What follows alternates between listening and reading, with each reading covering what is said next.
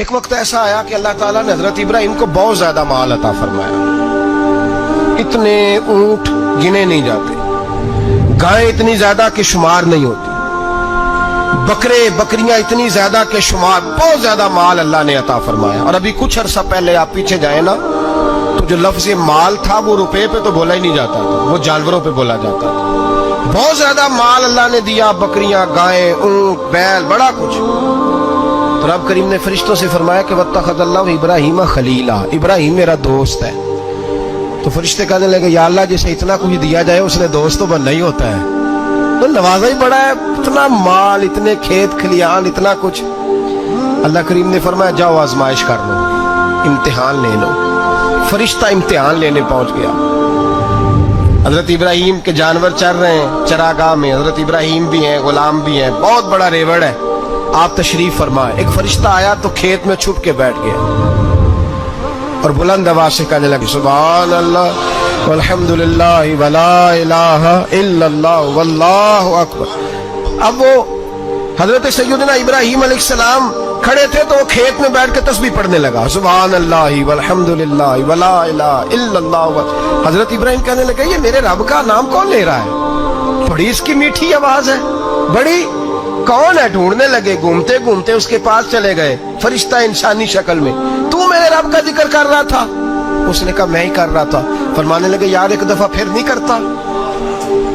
تو کہنے لگا ابراہیم پہلے تو میں اپنی مرضی سے کر رہا تھا، تو کہتا ہے تو پیسے لگیں گے، پیسے ہیں تو کر دیتا ہوں.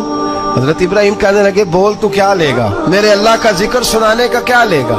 کہنے لگا جتنی بکریاں آپ چرا رہے ہیں ساری دے دے تو میں اللہ کا ذکر سنا دیتا ہوں. آپ نے فرمایا بس جا تیری ساری ہوئی، میرے رب کا ذکر سنا.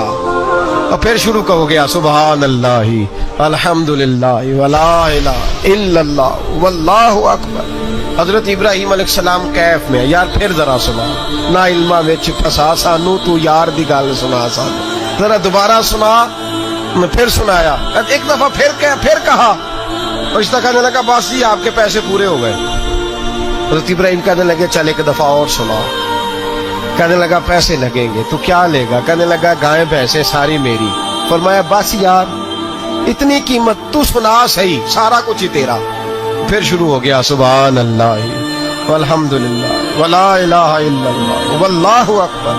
گائیں دے دی، بھینسیں دے دی، وہ ذکر سناتا ہے. حضرت ابراہیم کبھی مچلتے ہیں، کبھی روتے ہیں، کبھی آہیں بھرتے ہیں. تو میرے رب کا نام لے رہا ہے، ذرا پھر سے لے. کیف جاری ہے. کہنے لگا بس بھائی. حضرت ابراہیم فرمانے لگے تو اور لے لے جو لینا ہے، مجھے ذکر سنا. اس نے کہا ابراہیم بکریاں میں لے چکا، گائے بھینسیں میں لے چکا، اونٹ رہ گئے، سارے لے لوں گا پھر ذکر سناؤں گا. فرمایا کیا تیرا ہوا تو ذکر سناتا رہ، میں دیتا ہوں. دے دیا. کچھ دیر ذکر کیا تو اب خاموش ہو گیا. حضرت ابراہیم خلیل اللہ علیہ السلام فرمانے لگے ذکر سنا. کہنے لگا ابراہیم اب تیرے پاس دینے کو کیا ہے، ہر چیز تو میں لے چکا. آپ فرمانے لگے یہ گائے بھینسیں بکریاں چرانے کے لیے تجھے کوئی نوکر ملازم بھی تو چاہیے نا. تو اس طرح کر مجھے رکھ لے، میں روٹی نہیں مانگوں گا، کھانا نہیں مانگوں گا، تو اللہ کا ذکر سناتا رہنا، میں تیرے جانوروں کی نوکری کرتا رہوں گا.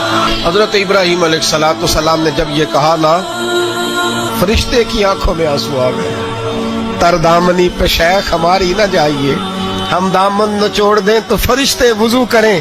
فرشتہ رو پڑا اور کہنے لگا ابراہیم مجھے سینے سے لگا. میرے رسول کریم صلی اللہ تعالی علیہ وسلم نے نظر کی صفائی پر سب سے پہلے توجہ دی ہے. ہمیں اپنے بچوں کو تاڑنا ہے، ہمیں اپنے بچوں کو دیکھنا ہے، ہمیں انہیں خود پکڑ کے اچھی مجالس میں لے کر کے جانا ہے. اور سنو میرے حبیب پاک صلی اللہ علیہ وسلم نے کتنی پابندی فرمائی. کوئی مولوی ہو، کوئی پیر ہو، کوئی فقیر ہو، کوئی درویش ہو، کوئی دربار کا سجادہ ہو، کوئی کسی جگہ بیٹھنے والا ہو، کسی کو بھی عورت کے ساتھ تنہا رہنے کی اجازت، سارے بولیے اجازت. کسی کو بھی عورت کے ساتھ تنہا رہنے کی اجازت بالکل نہیں ہے، قطعاً نہیں ہے. میرے نبی کریم صلی اللہ علیہ وسلم نے فرمایا جہاں مرد اور عورت اکٹھے ہوں گے تیسرا شیطان ہوگا. ابن حجر کہتے ہیں ایک صحابی نے عرض کی حضور اگر وہ دونوں نیک ہو، اگر دونوں نیک ہو تو میرے حبیب پاک صلی اللہ علیہ وسلم نے فرمایا یحییٰ کے بیٹے زکریا بھی ہو اور عیسیٰ کی والدہ مریم بھی ہو تو پھر بھی میں دونوں کو اکیلے رہنے کی اجازت نہیں دیتا. جب ان کو اجازت